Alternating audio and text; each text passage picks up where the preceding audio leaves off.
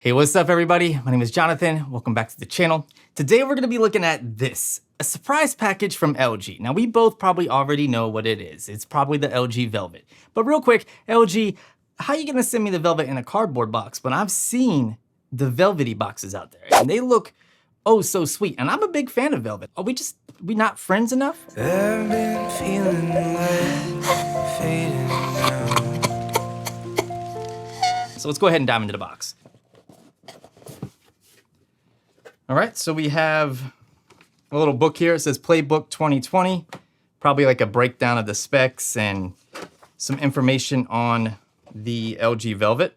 So if you don't know, the LG Velvet is kind of like a mid-range phone. It's not necessarily budget, but then again, it's not really like a premium flagship phone. It's not a V60 replacement and it's not a G series replacement, according to LG. This is like in its own separate category, giving people the benefits of 5G and flagship-like performance at a fraction of the cost. So the model they sent me is the AT&T model. If you're unaware, the LG Velvet is on sale at some US carriers, specifically AT&T, starting now. It will be coming to T-Mobile and Verizon later on in the summer.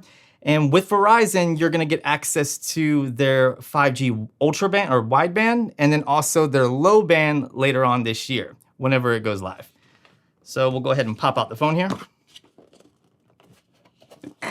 Well, let's just, oh hell. This is why I don't do live unboxings. I'm terrible at it. So here's the phone right here. It's available in multiple colors. We have Aurora Gray, Aurora Silver, Aurora Red, pink, and white. I know there's some other colors out there, but those are the colors that are specific to the US. All right, so there we go. That is the LG Velvet. It feels really nice. So this is the Aurora Silver model. And I gotta say, that is really, really silver. Go ahead and take it out of the wrapper here. There it is. Really silver, almost like chrome. I like the way it feels. It feels really good in the hand. Set it to the side for now. And you know, we probably have some basic literature. Yep, some LG Velvet literature in the box. Get off.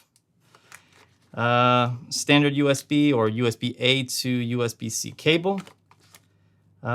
SIM card ejection tool, as well as for your micro SD card slot, because this does support micro SD cards up to 2 terabytes. Huge. And then we have our fast charger. And I think that is it. Unfortunately, the Velvet does not have the same quad DAC that the V60 or the V series features, as well as the G series. LG did include some more goodies here, so let's go ahead and take a look at those. We have a UV sanitation station. All right, I feel that. Given the times that we're living in, it'd be really cool if this also charged your phone. I wonder if it does. Then we have, looks like the plug for the UV sanitation station. Oh, wow. That case looks awesome.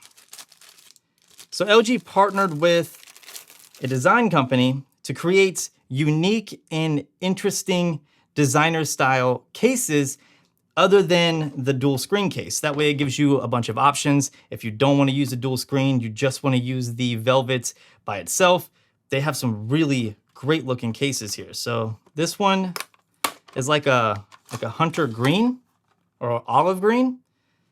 That looks awesome, and the texture is fantastic. Oh, it's a wallet. So you can put some cards back here, some cash. Yeah, that's a really nice case. Design Skin. So that's a company that LG partnered with to create these really nice cases. And then of course we have the dual screen case. Let's go ahead and shut this big box, get it out of here, and take a look here. All right, it's like a matte texture. Definitely a fan of that because the previous dual screen cases really picked up fingerprints like crazy. So having this matte texture is gonna help with that. Now, I'm not really much of a fan of that. I mean, it's not bad looking, but I would say, I don't know.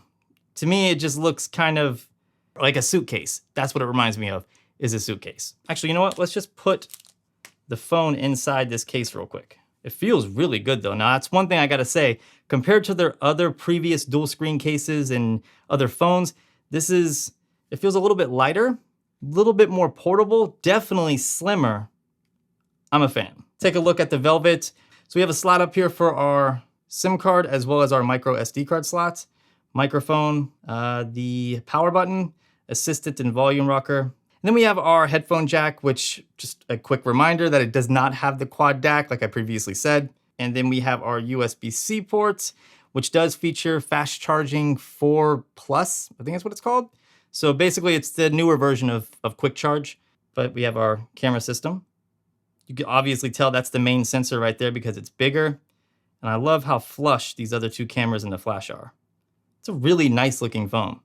In terms of specs, we're looking at the Snapdragon 765G, the G meaning that it supports 5G connectivity. We have 6 gigabytes of RAM, 128 gigabytes of onboard storage, but that can be expanded via the micro SD card slot up to 2 terabytes, which is pretty incredible. We have a 4,300 milliamp hour battery, so that should be plenty of juice to power this Full HD Plus display, which by the way is OLED. Then we also have LG Pay support.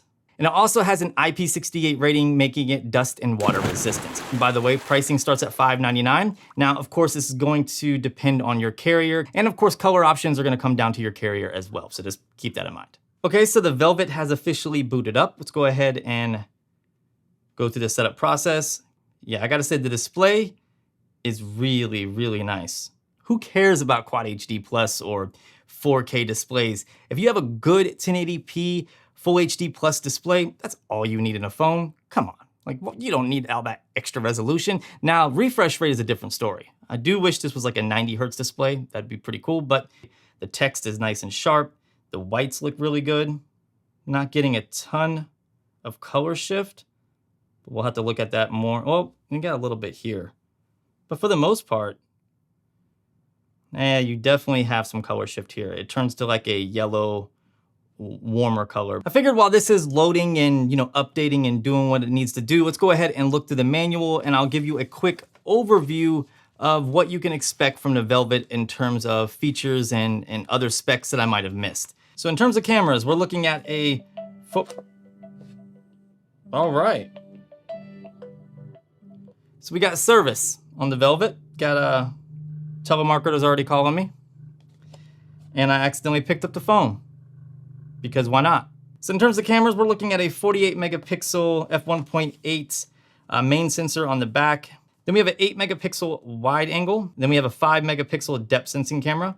And then on the front, we have a 16 megapixel f1.9 camera with a field of view of 73 degrees. Obviously, the phone is done booting up and updating and going through what it needs to go through so we can test out that fingerprint scanner. There we go. All right, and one more time. Yeah, fingerprint scanner is working really, really good. So yeah, I'm gonna go ahead and run out, get a few sample images, get some video clips, compare the cameras on the Velvet versus the V60, and then we'll do a short little comparison on which one I think is better, because ultimately you could probably pick up a V60 with the dual screen case, used or refurbished, depending on where you're looking, for a similar price as the Velvet. Which that might deter some people away from the Velvet, but at the same time, I want you guys to know what you're getting into and what is the better value for you. So I spent the day with these two phones, and physically the LG V60 and Velvet are very different devices. I mean, you can look at them and tell this right off the bat. The V60 is larger and heavier than the Velvet. It's also boxier with a flat style screen versus having rounded edges. Both of these devices feature 6.8-inch Full HD Plus OLED displays, and they both look great. However, the Velvet seems to be much easier to read outdoors, especially when using the camera app. The V60 is very dim even when the screen is at max brightness. Velvet has fewer color modes, but still offers the most pleasing options in my opinion, including the natural mode, which is enabled by default. Velvet also offers an option for going above the max brightness, which is off by default, so I highly recommend that you turn it on. Obviously, I haven't had enough time with the Velvet to talk about performance against the V60, but if you're interested in a few synthetic benchmarks, there you go. Just remember that benchmarks don't tell the full story, and take these numbers with a grain of salt when it comes to real-world performance. The biggest advantage of the V60 Snapdragon 865 comes down to camera performance and features, which I'll talk about shortly. Both phones have the same amount of RAM, which is 6 GB, and both phones have pretty beefy batteries, with the V60 taking the win here because it sports a 5,000 mAh battery versus the Velvet's 4,300 mAh battery. However, thanks to each of these phones utilizing 1080p displays, they both will give you plenty of juice to get you through a full day and then some. The biggest difference between these two phones comes down to camera features and performance. The V60 has the ability to shoot 8K video at 24-ish frames per second and 4K video up to 60 frames per second. Of course, this is due to the Snapdragon 865, so I'm pretty certain that the Velvet just doesn't have the hardware capabilities to push 8K and 4K 60. The V60 also has a manual video mode, which possibly could be ported over to Velvet later, but this is just pure speculation. Oh, and both the V60 and Velvet have super steady video, and both look really good, but I think that the Velvet might be a tiny bit better. On the still side of things, the V60 has a larger 64 megapixel sensor with much bigger microns, giving it better low light capabilities. I'll be doing more testing and posting more regarding this, since I really wasn't able to get enough samples to give you a proper review of low light performance. Thanks to the larger 64 megapixel sensor of the V60, you'll capture more detail even when choosing the compressed option, which outputs a 16 megapixel image versus a 12 megapixel found on the Velvet. That said, both cameras perform fantastic, and Velvet surprised the heck out of me by producing better looking images than the V60 on several occasions. Portrait mode with the rear cameras works fantastic, and just off my short time with Velvet, I'm really impressed. That said, front-facing portrait mode on the V60 just doesn't like me, and obviously refuses to acknowledge that my wife might want me in a photo. Velvet also had this issue, but after readjusting my angle, it finally captured both of us, and it worked like a charm. Another option I noticed on the V60 that's not on Velvet is Action Shot, which is great for freezing action. Also, focus tracking is not available on Velvet, which is another feature that I would love to see be brought over from the V60 to the Velvet. Outside of the design difference, a few specs, and camera features, the V60 and the Velvet are nearly identical. It's kind of funny because the Velvet is like a stripped down version of the V60 in a lot of ways. However, off of my first impressions, it's almost like the things that they stripped away created a better experience. I don't know. I mean, it very well could be a honeymoon phase. I'll save my final thoughts and comments for my upcoming in-depth comparisons, as well as my full review. Let me know what other Velvet videos you're interested in, and I'll see if I can slide them into my schedule. Also, what are your thoughts on this new series from LG? I think mine would be a lot more positive if they would have sent me the Velvet box, but whatever. I'm gonna move on to Suede. Before I go, I just realized that you can actually charge your phone while it's inside of the sanitation station. Just plug in your charging cable in the back and then run it into the little opening here on the front, and then boom. Remember, cleanliness is next to godliness, so keep your stuff germ-free, people. If you enjoyed this video, consider giving it a thumbs up, subscribe for more videos just like this, and I'm gonna talk to you Velveteen Bunnies in the next one.